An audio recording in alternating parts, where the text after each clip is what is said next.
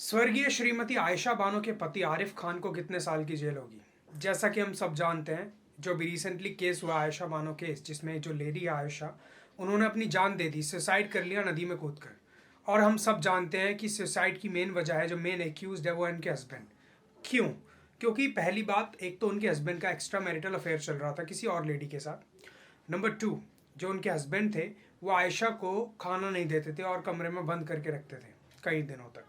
Number 3, वो अपनी wife से, आयशा से डाउरी की डिमांड करते थे, पैसों की डिमांड करते थे, जिसकी वजह से आयशा कई महीनों से मेंटल क्रुएलिटी झेल रही थी। अब हम दो सिचुएशन की बात करेंगे। पहली सिचुएशन वो कि अगर आयशा सुसाइड नहीं करती तो पिक्चर क्या हो सकती थी, आज सिचुएशन क्या होती, अगर वो कानून का सहारा लेती तो क्या आज होता। और दूसरी सिचुएशन की, अब उन्होंने सुसाइड कर ली है, उनकी डेथ हो चुकी है, तो अब सिचुएशन क्या है एंड लॉ किस तरह से आयशा को इंसाफ दिलाएगा। सबसे पहले हम बात करते हैं पहली सिचुएशन की, कि अगर आयशा कानून का सहारा लेती, अगर आयशा को कोई सही गाइड करने वाला मिल जाता तो आज शायद वो जीवित होती और कानून का सहारा लेती। जैसा कि हम सब जानते हैं कि आज की डेट में महिलाओं की सुरक्षा के लिए जो कानून बनाए गए हैं वो इतने मजबूत हैं कि कार्रवाई जो होती है वो ऐसे होती है चुटकियों में। ठीक है, अगर आज वो जीवित होती और कानून का सहारा लेती, क्या क्या कर सकती थी वो। सेक्शन 498 में, 498A of Indian penal code, nearest police station में वो कंप्लेंट फाइल कर सकती थी। उसके बाद वो under section 12 of domestic violence act magistrate के सामने कंप्लेंट फाइल कर सकती थी। 125 CRPC मेंटेनेंस फाइल कर सकती थी। डायरी प्रोहिबिशन एक्ट, मतलब इतने सारे कानून हैं जिनका सहारा वो ले सकती थी, और इसमें कार्रवाई बहुत तेज़ होती है, बहुत ही फास्ट होती है, तो कोई मौका नहीं मिलता उनके हस्बैंड को कोई भी बहाना बनाने का। अब बात करते हैं दूसरी सिचुएशन की। आयशा ने सुसाइड कर लिया, वो आज हमारे बीच नहीं है, तो अब क्या होगा, कानून कैसे हेल्प करेगा।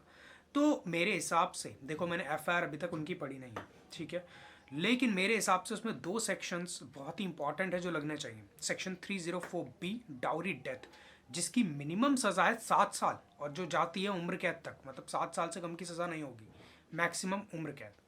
और दूसरा सेक्शन है सेक्शन 306 अबैटमेंट टू सुसाइड, उसमें मैक्सिमम सजा है 10 साल की एंड 498A लग सकता है, कोई दिक्कत नहीं है।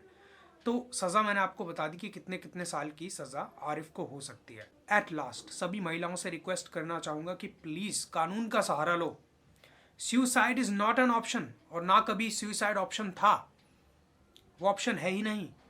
कानून का सहारा लीजिए। आप तो लकी हो कि हमारे देश में आपकी सुरक्षा के लिए इतने स्ट्रिक्ट लॉज बनाए गए हैं और उनकी इम्प्लीमेंटेशन भी ऐसे होती है फास्ट, तो उस चीज़ का क्यों सहारा नहीं ले रहे हो। इस केस से मैं नहीं चाहूँगी कोई भी महिला मोटिवेट हो, बल्कि इस केस से महिलाओं को सीखना चाहिए कि आयशा ने कहाँ गलती की।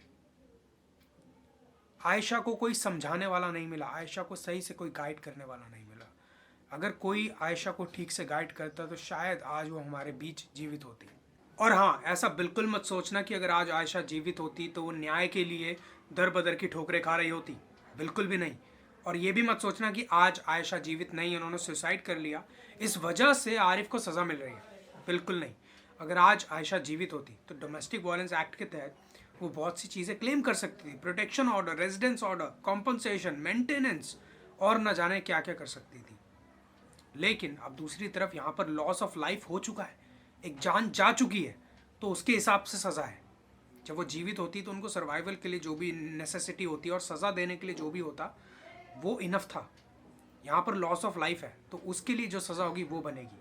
और हाँ, ट्रायल अभी चल रहा है, ये वीडियो किसी भी तरह का जजमेंट नहीं है, ये बस मेरा ओपिनियन है, मेरी इम्प्लीमेंटेशन है, किस तरह से मैं लॉस को अप्लाई करता हूँ फैक्ट्स पे, और क्या क्या इसमें पॉसिबिलिटीज़ हो सकती है। तो प्लीज़ इस वीडियो को एक जजमेंट ना समझे, इस वीडियो को आप रेफरेंस ले सकते हैं कि क्या क्या लॉज इस केस में अप्लाई होने वाले हैं। That's all.